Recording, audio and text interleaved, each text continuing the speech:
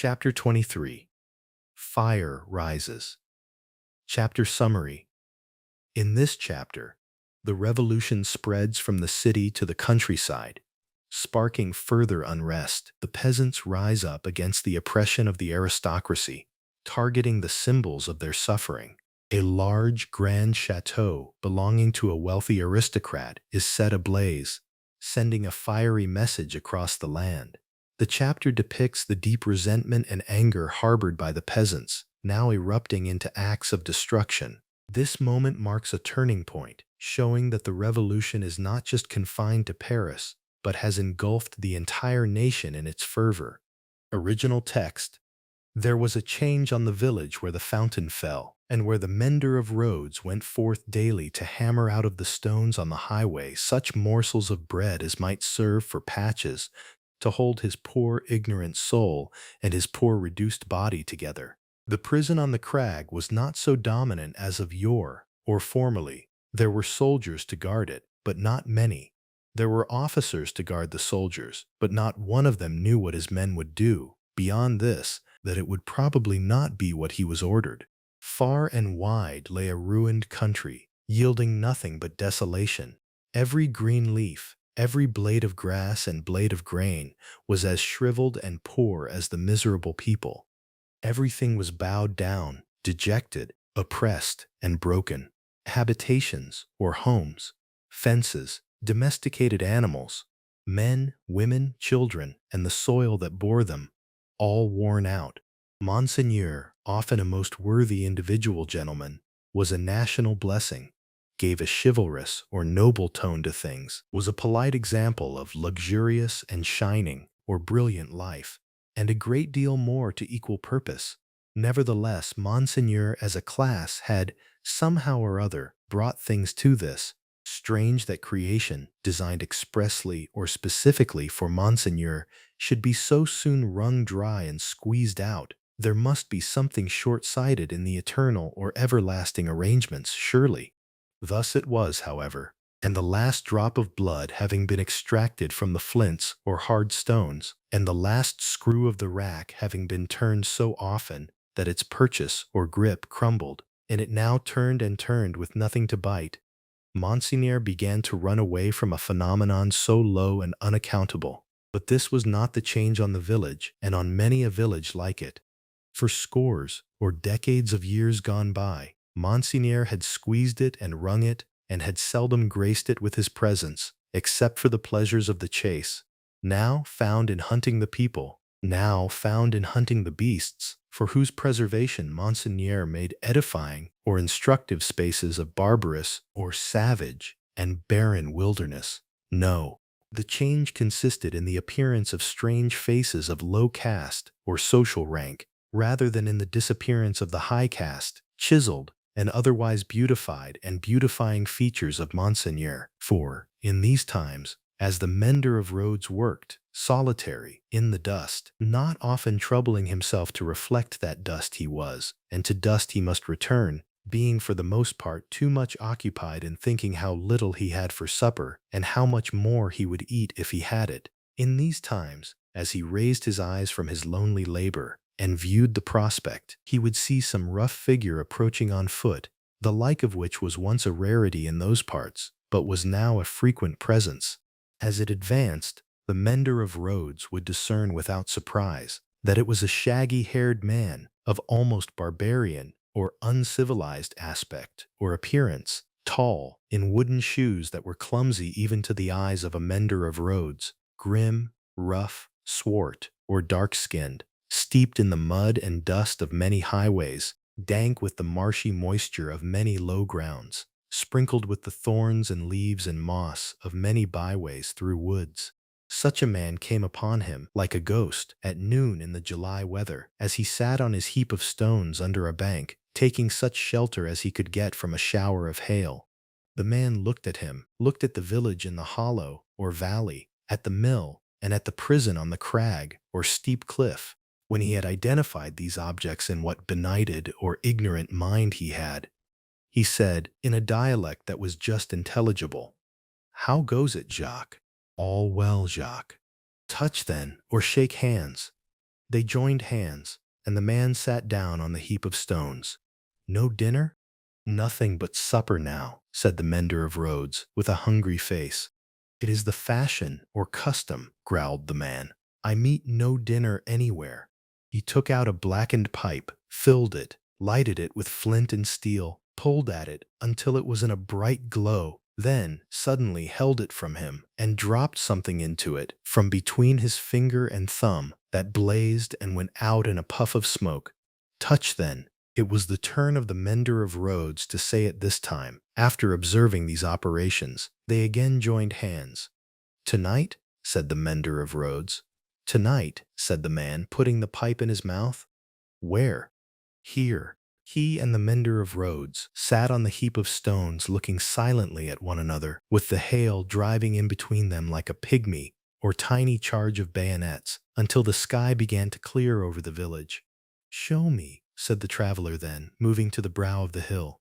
See, returned the mender of roads, with extended finger. You go down here, and straight through the street, and past the fountain. To the devil with all that, interrupted the other, rolling his eye over the landscape. I go through no streets and past no fountains. Well?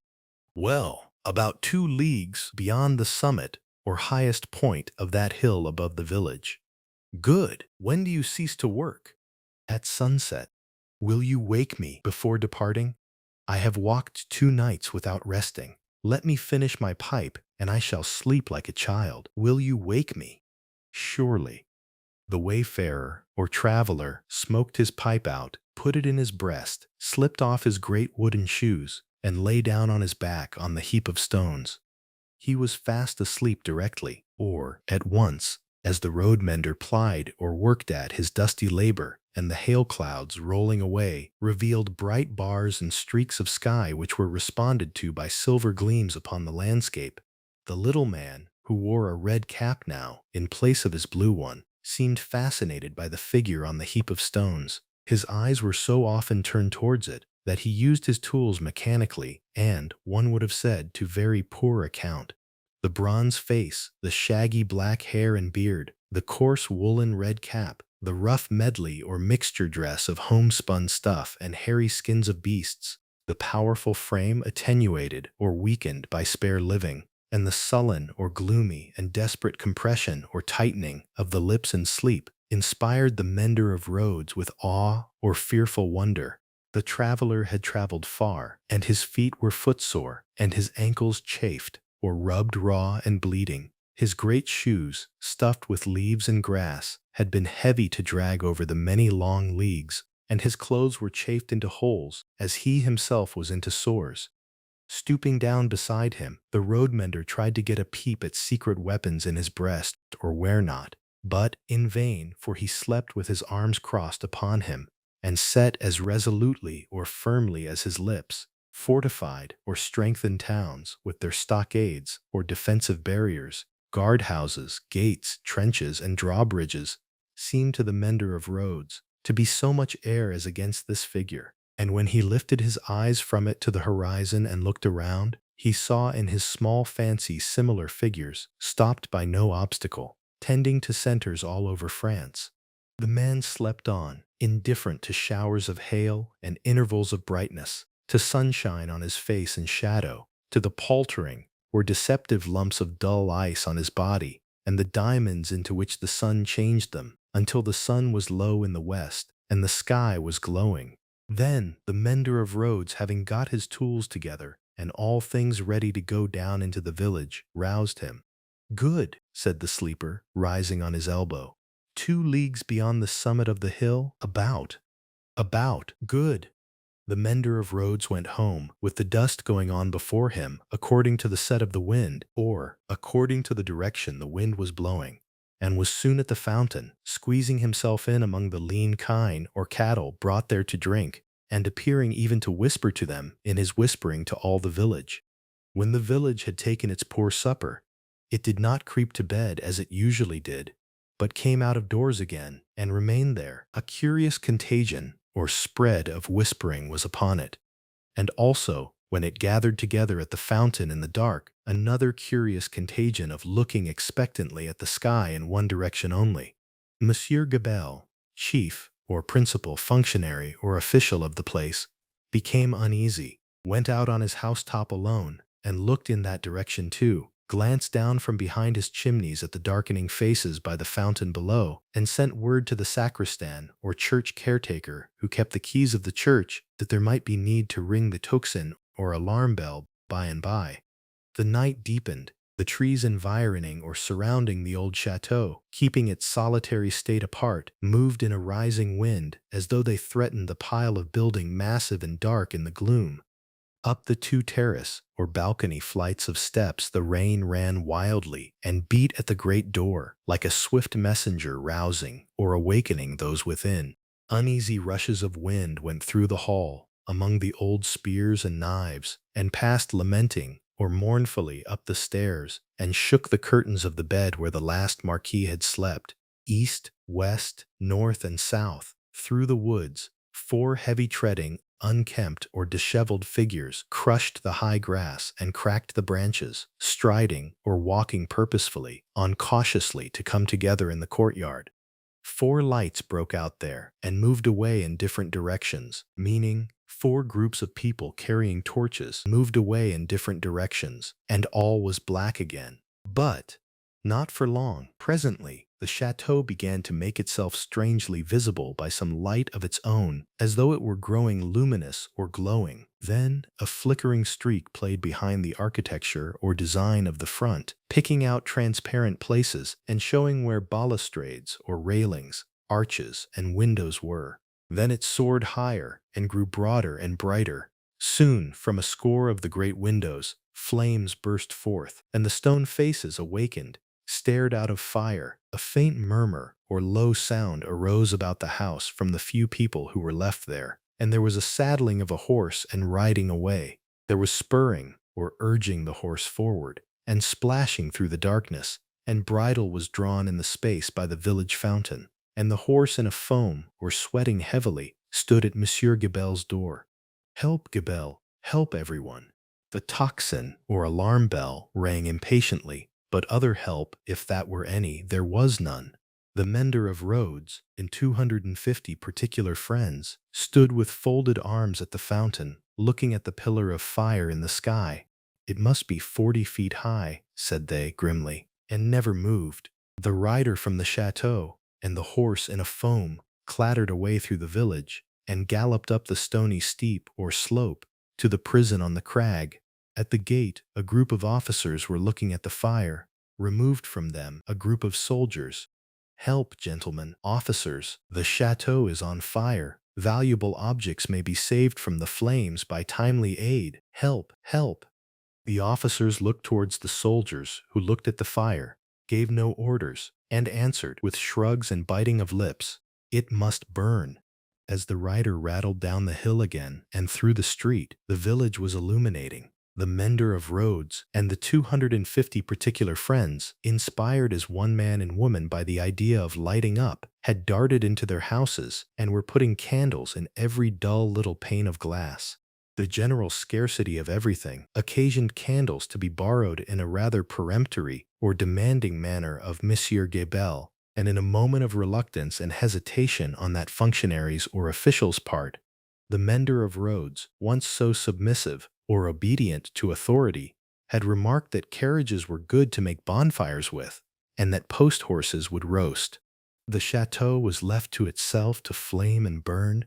In the roaring and raging of the conflagration, or fire, a red-hot wind, driving straight from the infernal regions, seemed to be blowing the edifice or building away.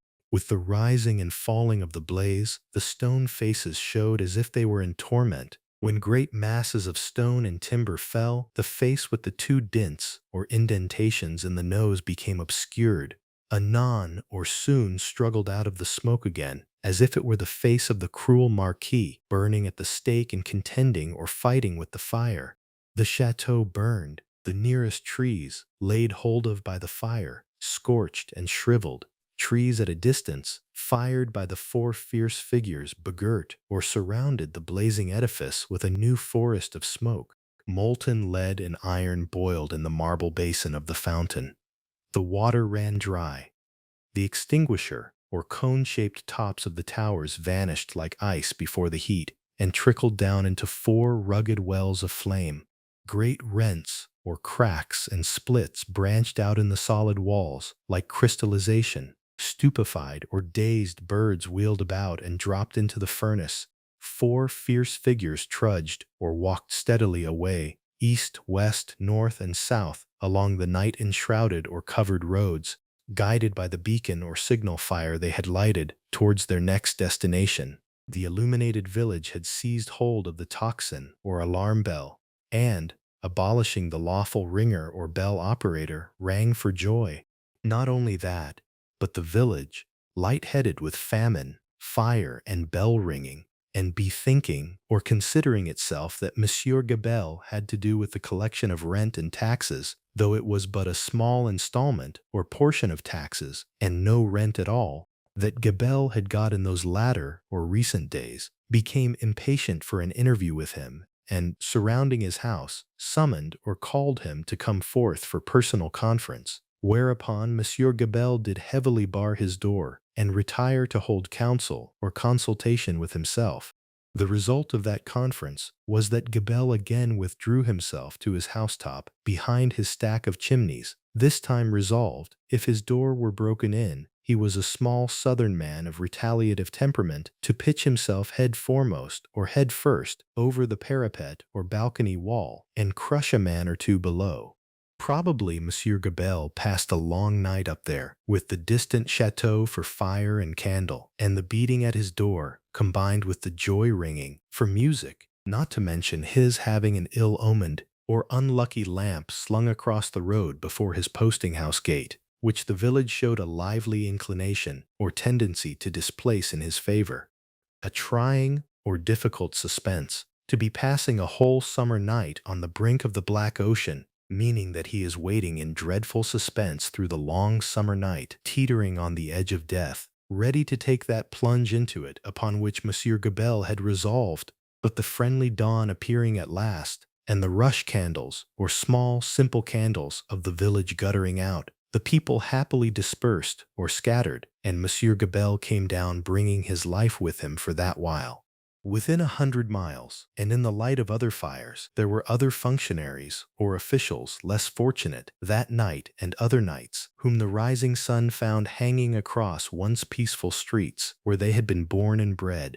Also, there were other villagers and townspeople less fortunate than the mender of roads and his fellows, upon whom the functionaries or officials in soldiery turned with success, and whom they strung up in their turn. But the fierce figures were steadily wending or making their way east, west, north, and south, be that as it would, and whosoever hung, fire burned.